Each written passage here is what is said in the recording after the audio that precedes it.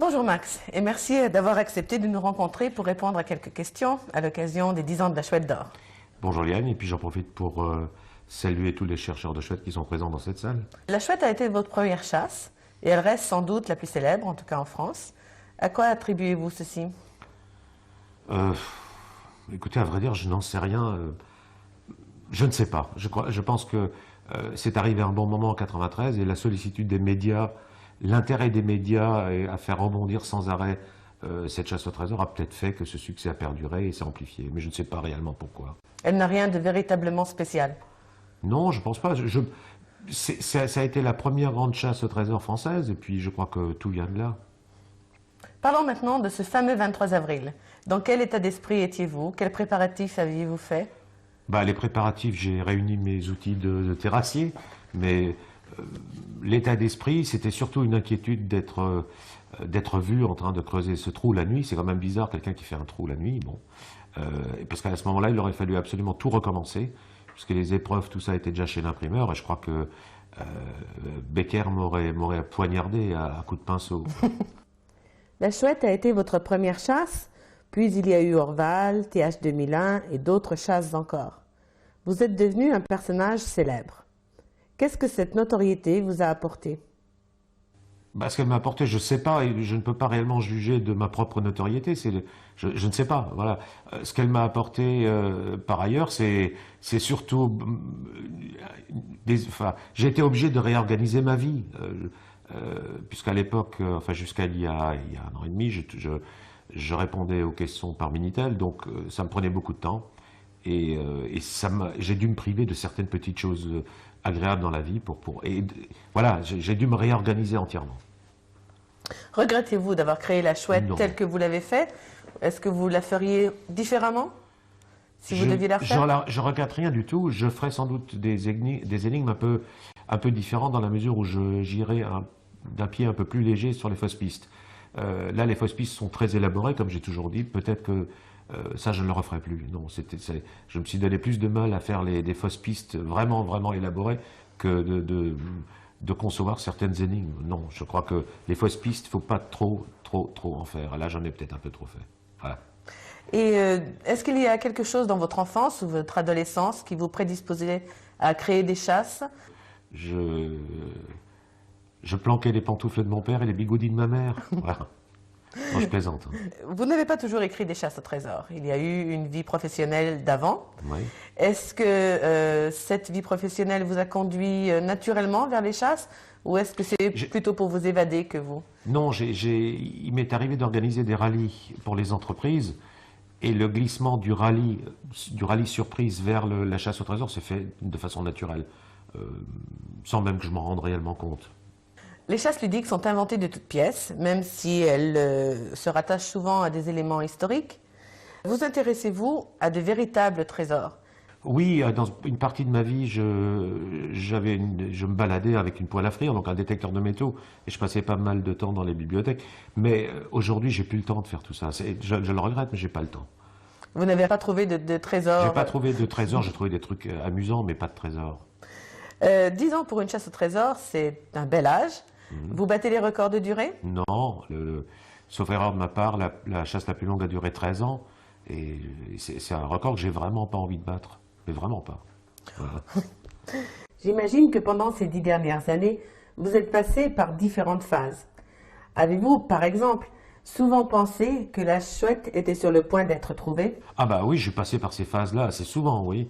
Et puis elle est toujours là, elle est toujours dans son trou, quoi. Il faut faire quelque chose. Voilà, je lance un appel, il faut faire quelque chose.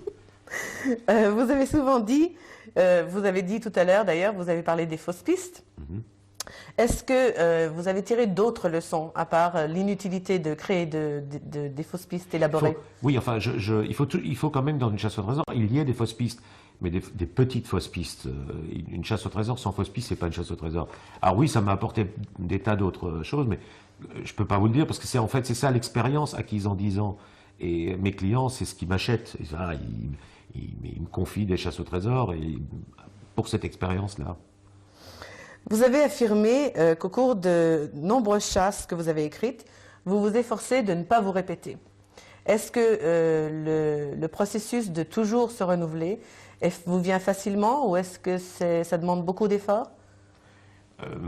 Ça demande des efforts. Et vous voyez les rides, là, ça c'est la 470 de la Chouette, là.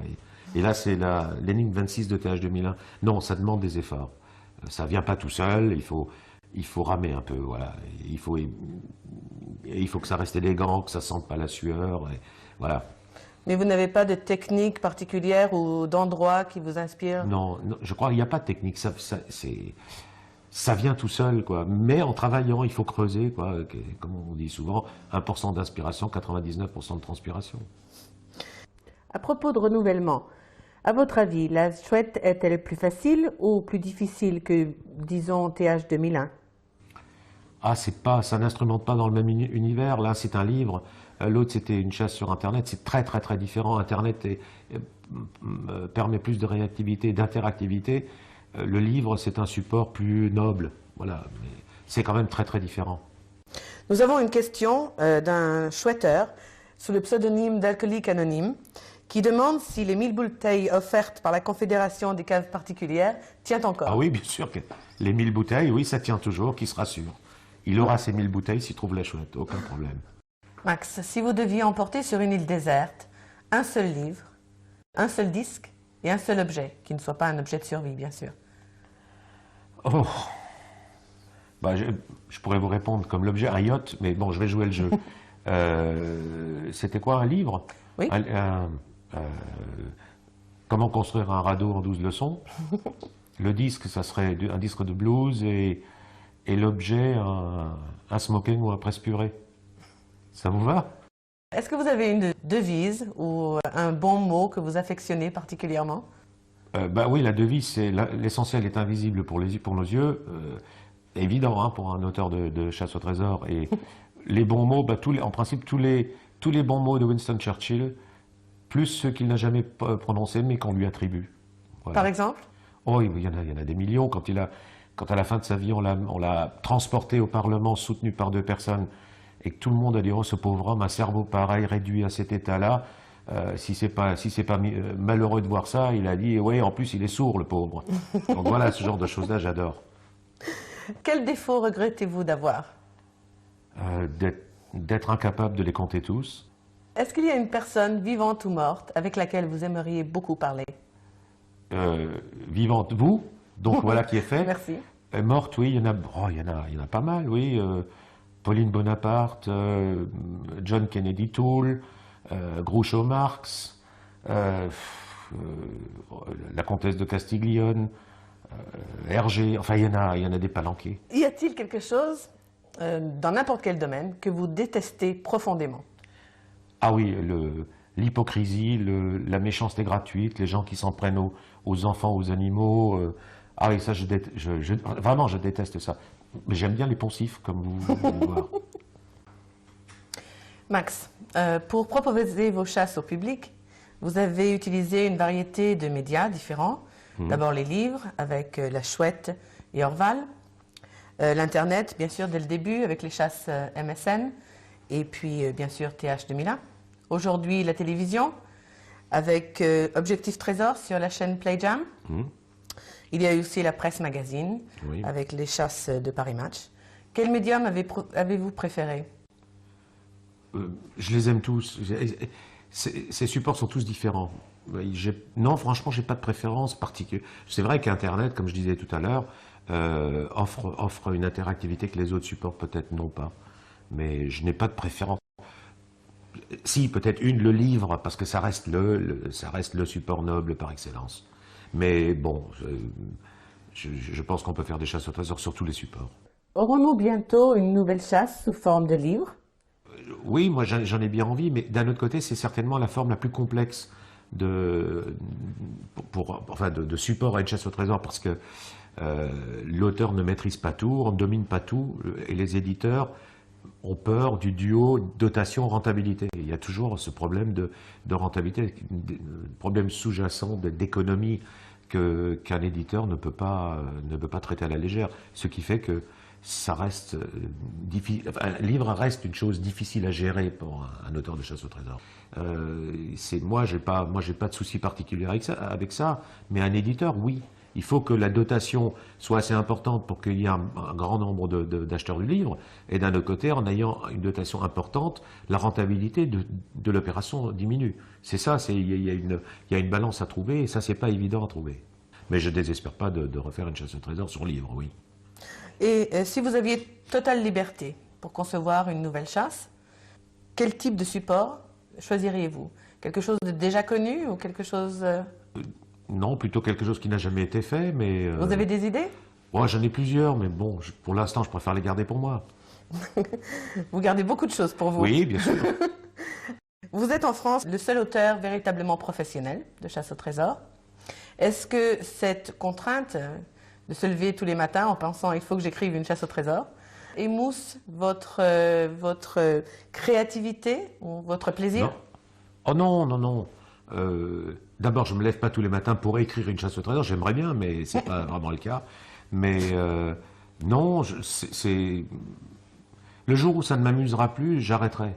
Mais il y a tellement de choses à faire dans ce domaine-là, il y a tellement d'idées à inscrire à l'intérieur d'une chasse au trésor que c'est pas, je suis pas à court, voilà. Que pensez-vous des initiatives d'auteurs amateurs qui, grâce à Internet, créent des chasses plus ou moins ambitieuses, mais dont les lots sont souvent symboliques? Bah, écoutez, je trouve ça sympathique quand c'est bien fait. Voilà, c'est bien. Il est de notoriété publique que plutôt que d'offrir des lots en espèces, vous avez toujours donné la préférence à des objets de valeur. La chouette, la tête de bélier du trésor de Malbrouck, par exemple. C'est parce que c'est plus évocateur? Non, écoutez, je me vois mal offrir de l'argent ou un chèque, ou aller enterrer de l'argent ou un chèque. Et je crois que dans le mot trésor, il y a or, c'est ça qui fait rêver les gens. Il faut donc que ça soit des pièces d'or, soit un objet fait spécialement par un joaillier, et pas de l'argent, quoi. C'est pas joli, quoi, c'est pas beau. La valeur de l'objet a beaucoup d'importance? Non, je crois pas. Pour les médias, oui. Il est évident qu'un journaliste aura beaucoup plus matière à rebondir sur le thème de la chasse au trésor si le trésor a une grande valeur. Mais je crois que moi, j'ai fait des chasses au trésor qui étaient faiblement dotées, mais que je pense qu'elles étaient bien faites. Et en parlant de la valeur financière, quelle est la meilleure offre financière qui a été faite pour la chouette, à Pour votre la chouette, connaissance? il y en a eu plusieurs, mais je crois que la plus élevée était de 3 millions de francs. Je ne sais pas combien ça fait en euros, je n'ai pas ma calculette. Vous avez dit qu'il n'y aurait plus d'autres indications supplémentaires. Il n'y en aura plus. Mais il ne faut jamais dire jamais. Il n'y en aura plus. Il n'y en aura plus. Non, Rien il n'y en ne aura pourrait plus. vous Ah non, il persuader. n'y en aura plus. J'ai été clair là-dessus, il n'y en aura plus. Bon, parlons quand même un peu des questions-réponses, ou plutôt de leur absence. Le contact avec les chercheurs ne vous manque pas? Ah si, c'est ce que je vous disais tout à l'heure. C'est ce qui me manque le plus. C'est effectivement ce contact-là, c'est une chose extraordinaire, quoi. Mais ça me manque, oui, effectivement. Est-ce que vous avez des anecdotes à nous dire à ce sujet? Sur les questions-réponses? Oh là! Oui, alors là, il fallait me prévenir, j'aurais ramené une liste, mais il y a énormément d'histoires, il y en a énormément. J'ai été un jour prévenu un matin par quelqu'un qui venait de gagner une Clio à un concours et qui m'a prévenu avant de prévenir son épouse. Voilà, ce genre de choses-là, ça, je trouve ça c'était vraiment sympathique et c'est ce qui me manque. Ouais. La chouette a 10 ans, pas de trou vert en vue, C'est vous qui le dites. pour l'instant. Sans commentaire. Imaginez-vous que peut-être ce sera nos enfants qui un jour la chercheront, Oh non. qu'elle deviendra un objet légendaire? Non, enfin, je pense qu'elle va être trouvée évidemment bien avant que nos enfants, petits-enfants s'y mettent. Ça arrangerait. Plus ça dure, plus ça arrange Michel Becker. Il faut dire les choses telles qu'elles sont. Et lui, ça lui fait de la pub, ça va continuer à lui faire de la pub. Alors, je lance un appel à tous les gens qui sont dans la salle. S'il vous plaît, ne lui donnez pas ce plaisir-là. Trouvez ce satané bestiaux et sortez-le de son trou. Je n'insisterai pas sur le sujet, c'est promis. Mais Ça commence mal. vous arrive-t-il de retourner sur la tombe de la chouette? J'ai dit que je n'y retournerai plus. Alors, même si j'y retournais, je ne le dirai pas. Voilà. Encore un secret alors. Oui, oui, oui. oui. Pour finir, et puisqu'il est impensable d'interviewer Max Valentin sans prononcer au moins une fois le mot Dabo, êtes-vous devenu citoyen d'honneur de cette ville ou êtes-vous interdit de séjour là-bas? Ni l'un ni l'autre. Non. Pourquoi ont-ils l'intention de me faire citoyen d'honneur? Je ne sais pas, peut-être. Ils devraient, peut-être. Ben, écoutez, tenez-moi au courant. Merci Max d'avoir accepté cette Je interview. vous en prie, et j'en profite pour, une fois de plus, saluer tous les gens qui sont là dans cette salle ce soir et de leur souhaiter bon appétit si cette bande vidéo passe avant le repas et bonne digestion si ça passe après. Voilà. Bonne soirée. Et bonne chance pour vos chasses. Merci beaucoup.